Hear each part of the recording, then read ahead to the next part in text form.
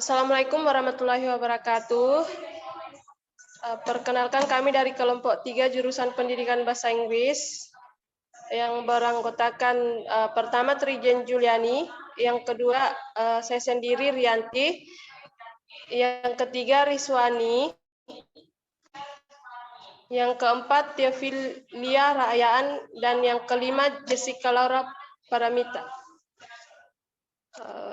Kami akan membahas tentang kebijakan pemerintah dalam pendidikan anak berkebutuhan khusus.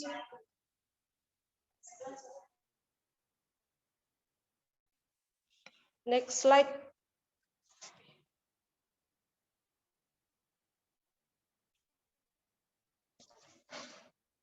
Adapun poin yang akan kami bahas di materi kebijakan pemerintah dalam pendidikan ABK, yang pertama itu pengertian ABK, yang kedua kebijakan pemerintah dalam pendidikan ABK, dan yang ketiga dasar hukum yang melandasi pendidikan bagi ABK. Next slide, please. Yang pertama pengertian ABK. ABK atau anak berkebutuhan khusus adalah anak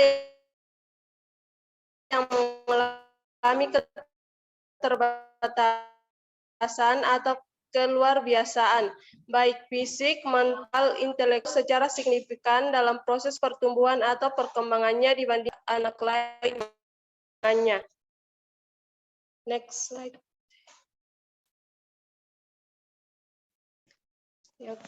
Yang kedua itu kebijakan pemerintah dalam pendidikan ABK.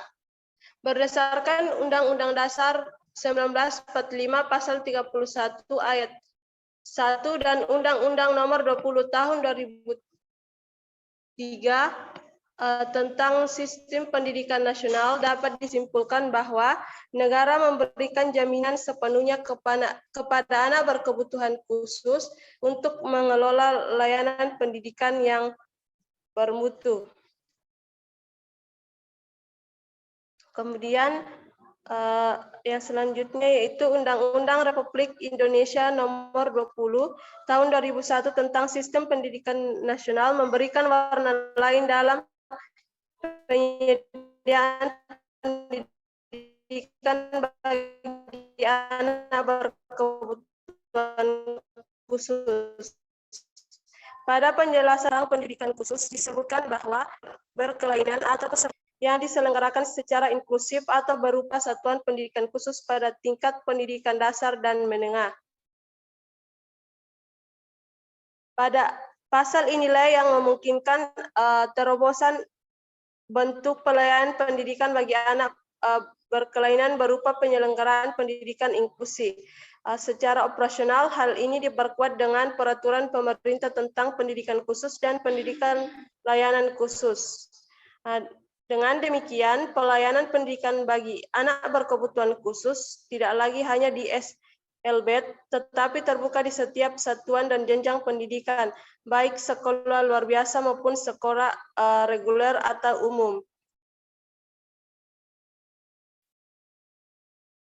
Oke, next materi yaitu dasar hukum yang melandasi pendidikan bagi ABK. Yang pertama ada landasan spiritual, yang kedua ada landasan yuridis. Untuk landasan spiritual akan dijelaskan oleh Riswani. Pada Riswani dipersilakan.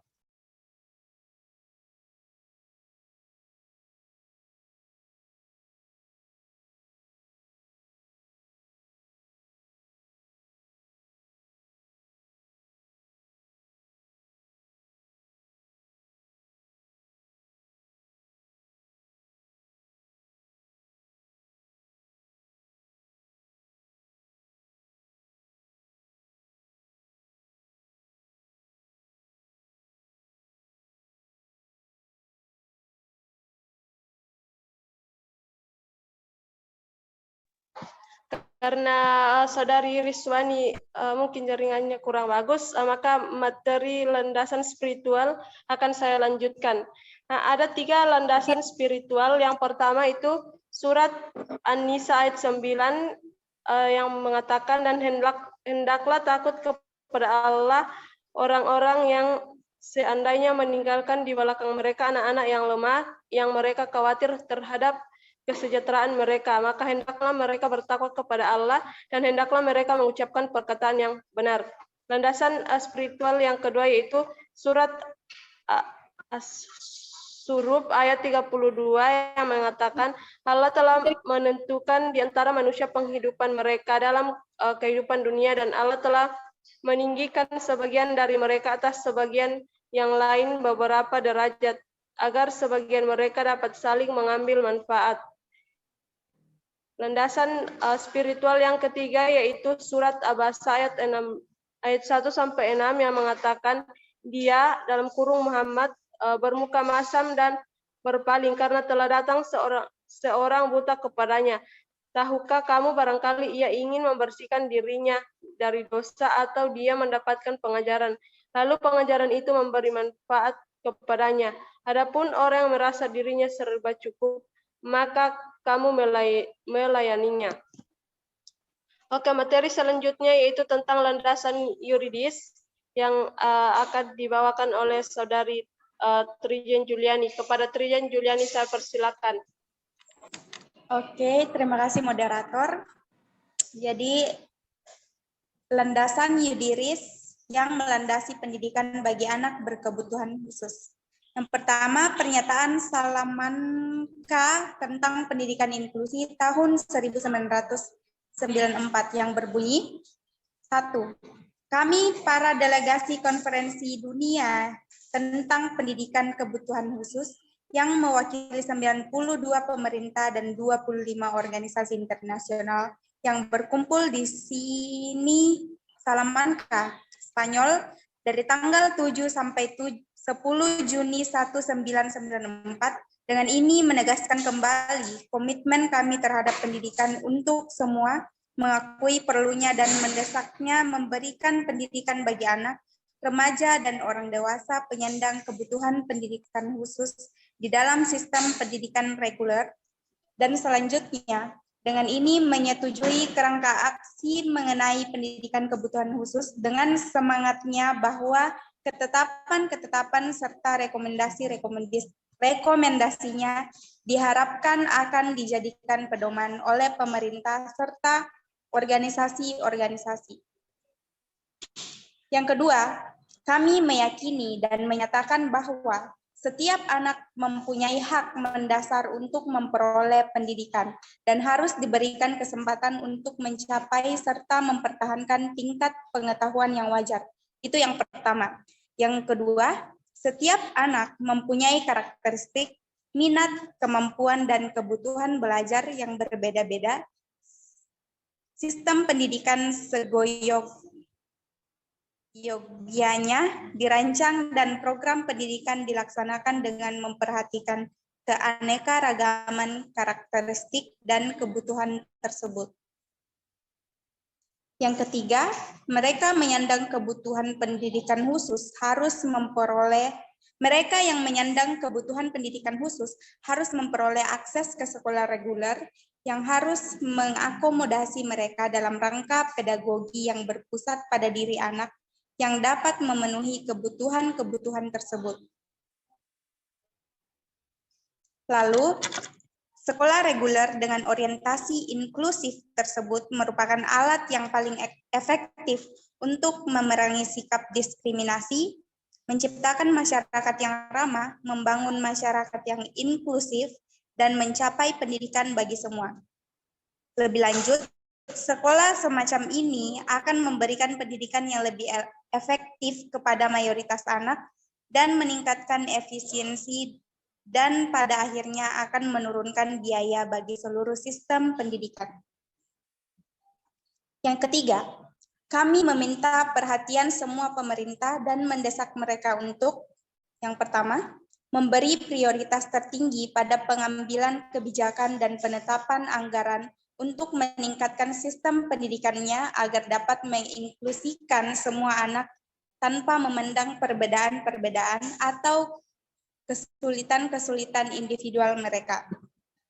Yang kedua, menetapkan prinsip pendidikan inklusif sebagai undang-undang atau kebijakan, sehingga semua anak ditempatkan di sekolah reguler kecuali bila terdapat alasan yang sangat kuat untuk melakukan hal lain. Yang ketiga, mengembangkan proyek pencontohan dan mendorong pertukaran pengalaman dengan negara-negara yang telah berpengalaman dalam menyelenggarakan sekolah inklusif. Yang keempat, menetapkan mekanisme partisipasi yang tersentralisasi untuk membuat perencanaan, memantau, dan mengevaluasi kondisi pendidikan bagi anak serta orang dewasa penyandang kebutuhan pendidikan khusus. Dan seterusnya. Yang keempat, kami juga meminta perhatian masyarakat internasional secara khusus. Kami meminta perhatian yang pertama, pemerintah-pemerintah yang mempunyai program kerjasama internasional dan lembaga-lembaga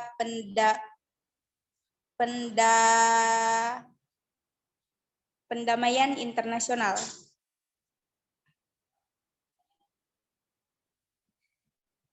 Yang kedua, organisasi-organisasi non-pemerintah yang terlibat dalam perencanaan nasional dan penyaluran pelayanan. Ketiga, UNESCO sebagai lembaga Perserikatan Bangsa-Bangsa yang menangani pendidikan. Lalu,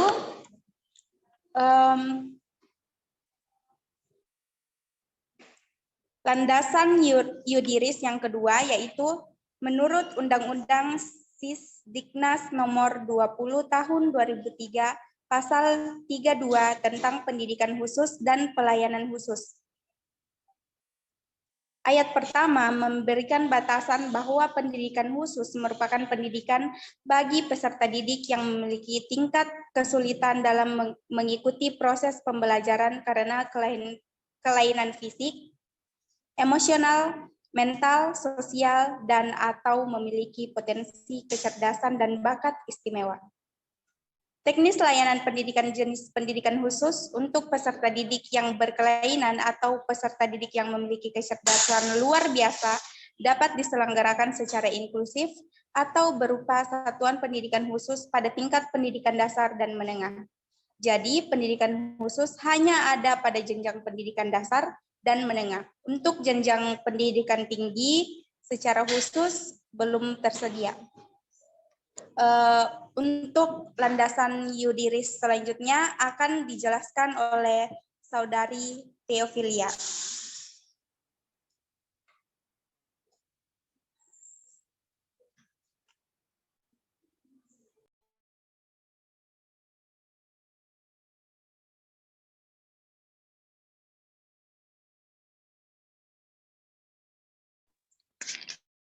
Terima kasih atas kesempatannya. Di sini ada 3 poin mengenai landasan Yudiris. Yang pertama, PP nomor 17 tahun 2010 pasal 129 ayat 3 menetapkan bahwa peserta didik berkelainan terdiri atas peserta didik yang A. tunanetra, B. tunarungu, C. tunawicara, D. tunagrahita, E. tunadaksa, F. tunalaras, G. berkesulitan belajar, H. lamban belajar, I. autis, J. memiliki gangguan motorik, K. menjadi korban penyalahgunaan narkotika, obat terlarang dan zat adiktif lainnya, dan yang terakhir I. memiliki kelainan lain. Poin yang kedua, Undang-Undang nomor 20 tahun 2003 tentang Sistem Pendidikan Nasional pasal 5 ayat 1, setiap warga negara yang memiliki hak yang sama untuk memperoleh pendidikan yang bermutu. Dan ayat 4 menyatakan bahwa warga negara yang memiliki potensi kecerdasan dan bakat istimewa berhak memperoleh pendidikan khusus layanan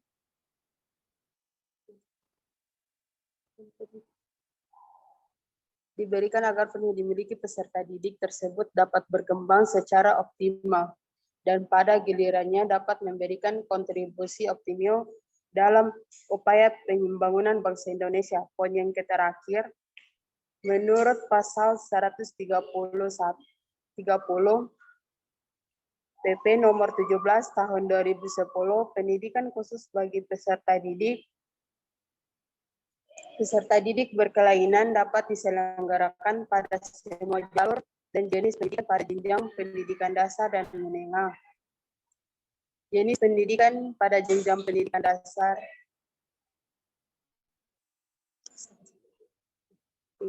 Penyelenggaraan pendidikan khusus dapat dilakukan melalui satuan pendidikan khusus, satuan pendidikan umum, satuan pendidikan kejuruan, dan satuan pendidikan keagamaan. Pasal 133 ayat 4 menetapkan bahwa penyelenggaraan satuan pendidikan khusus dapat dilaksanakan secara terintegrasi antar jenjang pendidikan atau antar jenis kelainan. Sekian dari saya kembalikan ke moderator.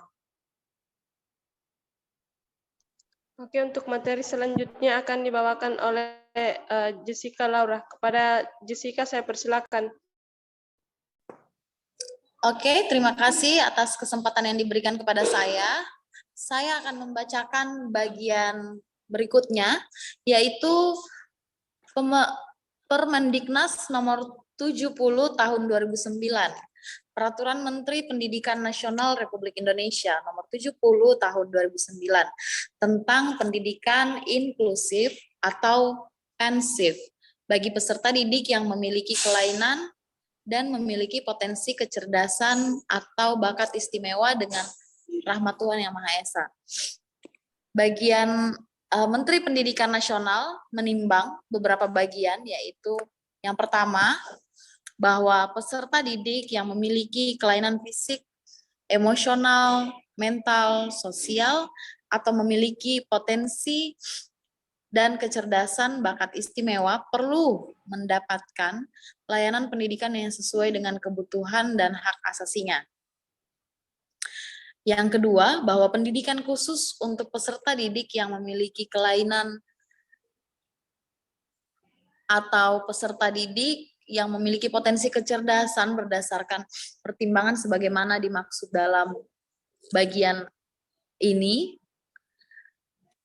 memiliki bakat istimewa yang dapat diselenggarakan secara inklusif. Yang ketiga, berdasarkan pertimbangan sebagaimana dimaksud dalam bagian pertama dan kedua yang saya bicarakan sebelumnya, perlu menetapkan Peraturan Menteri Pendidikan Nasional tentang pendidikan inklusif bagi peserta didik yang memiliki kelainan dan memiliki potensi kecerdasan atau bakat istimewa. Mengingat Undang-Undang Nomor 20 Tahun 2003 tentang Sistem Pendidikan Nasional atau Lembaran Negara Republik Indonesia tahun 2003 Nomor 78 dan Peraturan Pemerintahan Nomor 19 Tahun 2005 tentang Standar Nasional Pendidikan. Lembaran Negara Republik Indonesia tahun 2005 Nomor 41 mengutarakan bahwa Peraturan Pemerintah Nomor 38 Tahun 2007 tentang pembagian urusan pemerintahan antara pemerintah pusat dan pemerintah provinsi. Oke, berikutnya saya kembalikan pada moderator. Terima kasih. Oke, terima kasih kepada Jessica Laura. Materi selanjutnya akan dibawakan oleh Rizwani. Kepada Rizwani saya persilakan. Oke, baiklah, terima kasih atas kesempatan yang diberikan. Saya akan membahas tentang landasan yuridis dalam pendidikan, dalam kebijakan pendidikan untuk anak berkebutuhan khusus, yaitu Permendiknas nomor 20 tahun 2007 tentang standar penilaian pendidikan. Pasal 1 ayat 1, penilaian hasil belajar peserta didik pada jenjang pendidikan dasar dan menengah dilaksanakan berdasarkan standar penilaian pendidikan yang berlaku secara nasional. Adapun ayat 2, standar penilaian pendidikan sebagaimana dimaksud pada ayat 1 tercantum dalam laporan peraturan menteri ini. Pasal 2 peraturan menteri ini mulai berlaku pada tanggal ditetapkan. Saya rasa cukup dari saya kembalikan ke moderator. Baik, terima kasih kepada Saudara Rizwani. Demikianlah pemaparan materi dari kelompok 3. Sekian dan terima kasih.